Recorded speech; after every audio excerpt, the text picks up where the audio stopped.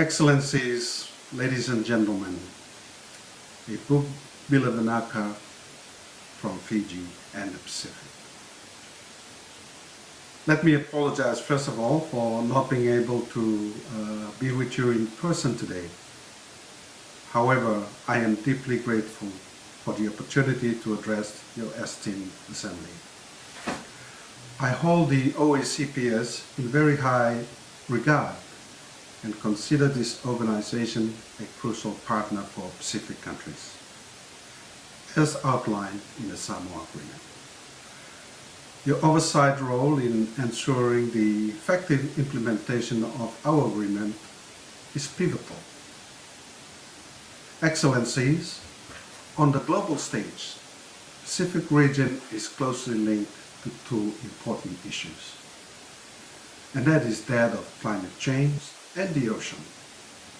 Our Pacific Island leaders recognize that climate change is not just our greatest threat, but that it is an existential one.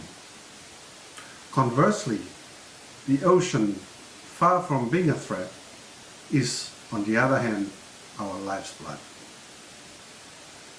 As islanders, we are inherently connected to the ocean. Therefore, it is no surprise that Agenda 21 linked small island development states and the ocean in the same chapter.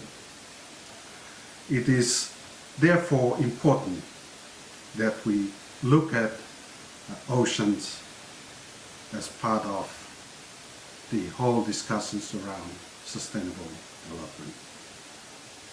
At Rio Plus 20, Pacific Island groups elevated the importance of oceans for sustainable development. And as a result, we have a dedicated sustainable goal in the Agenda 2030. The Pacific and other states have actively participated in the Law of the Sea processes, including the recently adopted BBNJ agreement.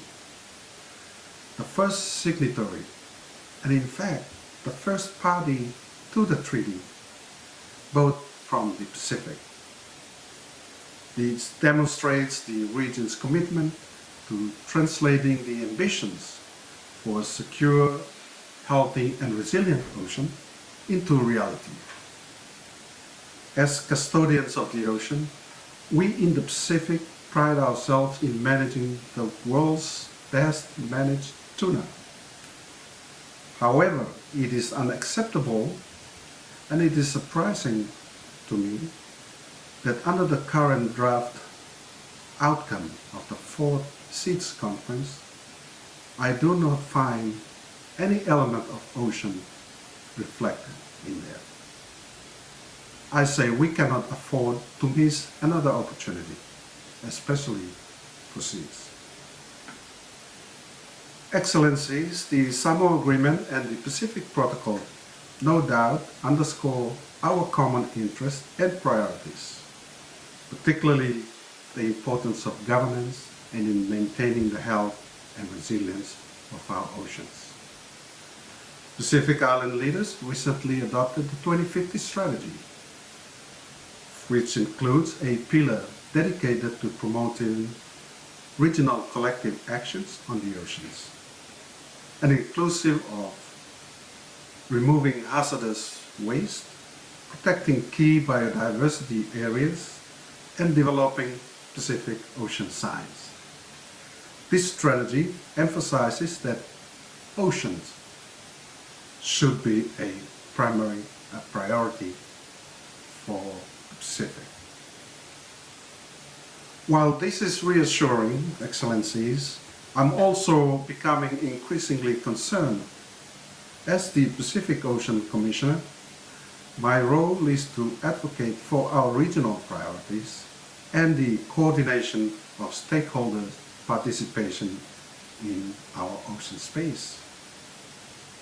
The success in emphasizing the importance of the ocean for sustainable development has attracted a multitude of international, regional and national actors, from governments, from civil society, the private sector and other interests.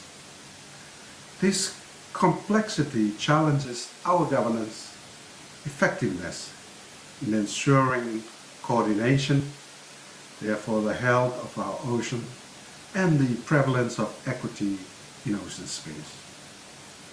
I notice a growing emphasis on exploitation rather than respectfully caring for our oceans.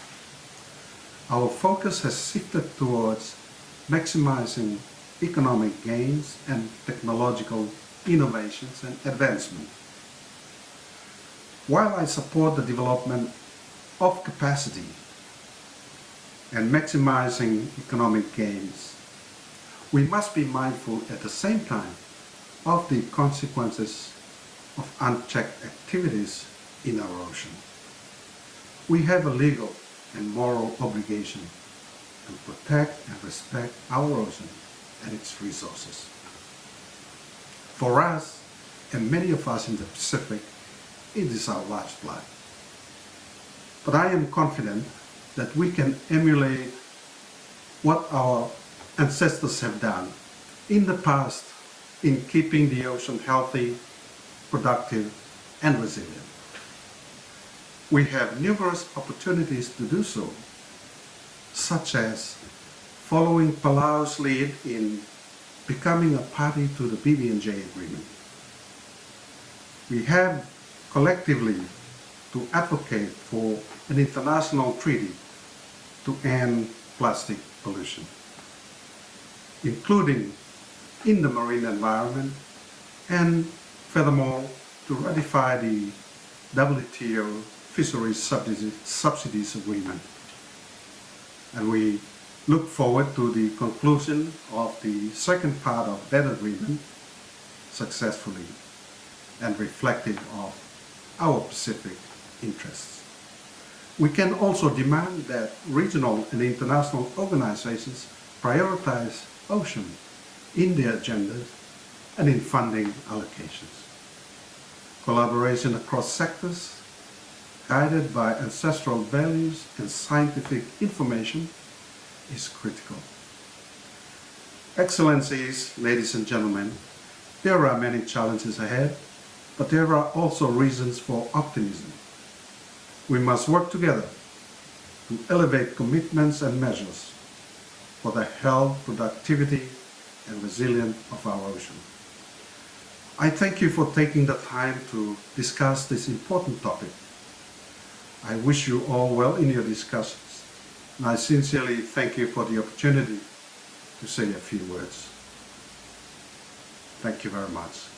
Kamual Tada Pinaka.